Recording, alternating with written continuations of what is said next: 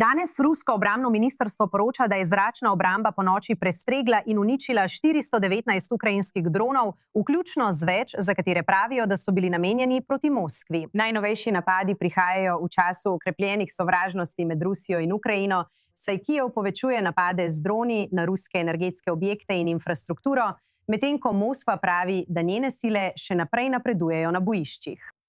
Z nami iz Frankfurta v Nemčiji je upokojeni generalpodpolkovnik Ben Hodges, nekdanji poveljnik ameriške kopenske vojske v Evropi. Začnimo s tem, ti vse uspešnejši ukrajinski napadi. Ali bo to kakorkoli vplivalo na Putina pri končanju te vojne? Mislim, da že zdaj vpliva. Mislim, da so Ukrajinci ugotovili, da če lahko uničijo ruske zmogljivosti za izvoz nafte in plina, bo Rusiji zelo težko prodajati nafto in plin, da bi pridobili finančna sredstva, ki jih potrebujejo za vzdrževanje tega vojnega napora. Zato mislim, da je to dejansko del poti do zmage. Ukrajina ima zdaj zmogljivost, da zadene cilje 2000 km daleč globoko v Rusiji. In seveda je to območje preveliko, da bi ga Rusija lahko ustrezno zaščitila. Tako so rafinerije kot tudi tovarne streliva in raket zdaj zelo ranljive. Ukrajina pa jih kaznuje. In prav tako želim popraviti svojo napako. Vojska ZDA v Evropi. Začnimo z, kolikor vam je znano, kar zadeva stalno dogajanje v Hormuški ožini.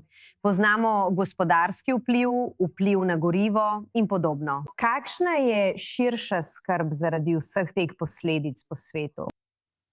Seveda, edini način, da lahko Rusija pridobi finančna sredstva za nadaljevanje vojne, je prek prodaje nafte in plina.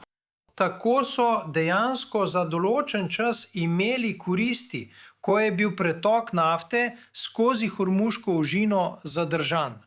Cene so v tem svetu narasle in Rusija je lahko imela koristi od tega. Tako da ne moram natančno ugotoviti vloge Kitajske v vsem tem, ker očitno potrebujejo nafto in plin iz ožine, vendar mislim, da jih želijo kupiti neposredno od Rusije.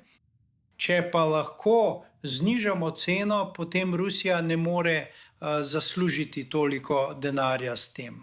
Prav tako, če lahko pomagamo Ukrajini še naprej uničevati ruske izvozne zmogljivosti za nafto in plin, bo to zmanjšalo prihodke. Torej, za to gre. To je enakovredno strateškemu bombardiranju glavnega vira dohodka Rusije.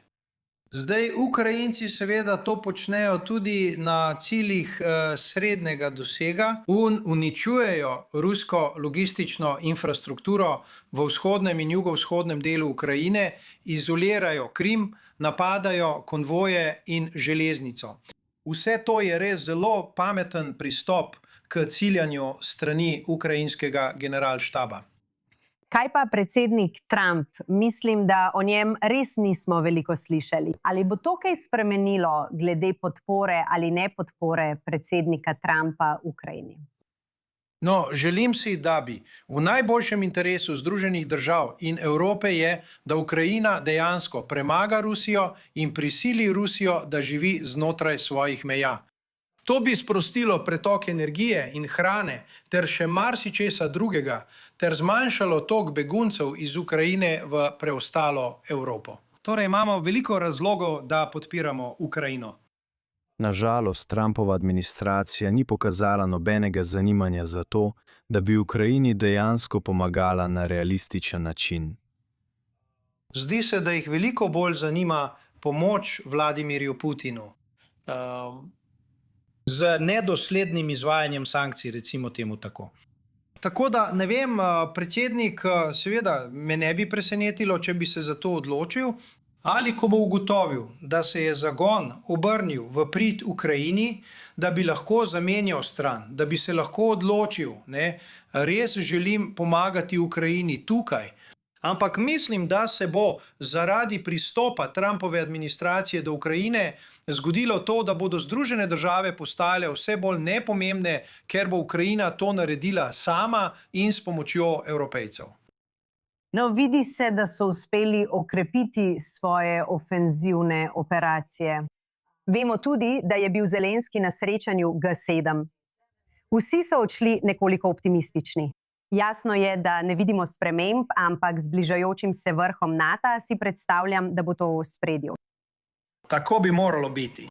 Vse evropske države vedo, da bodo veliko varnejše, če Ukrajina premaga Rusijo. To zmanjša verjetnost, da bi Rusija nadaljevala to vojno proti državi članici NATO.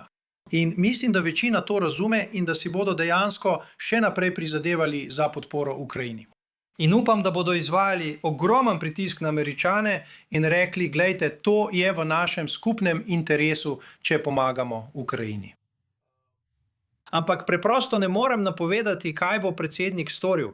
Ponavadi se osredotoča na kupčkanje in protistoritve.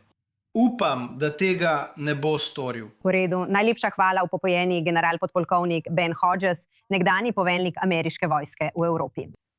Hvala za to čast. Obrnimo se na Monako, kjer so bili včeraj 3 ljudje ranjeni, ko je v stanovanjski stavbi eksplodirala paketna bomba, med njimi par in najstnik. Princ Albert iz Monaka je dogodek opisal kot grozljiv zločin in šok za celotno skupnost. Francosko notranje ministrstvo sporoča, da obstaja videoposnetek storilca med begom in da je bil eden od ranjenih multimiljonar, prebivalec Monaka, ki je od decembra 2023 pod sankcijami Kijeva.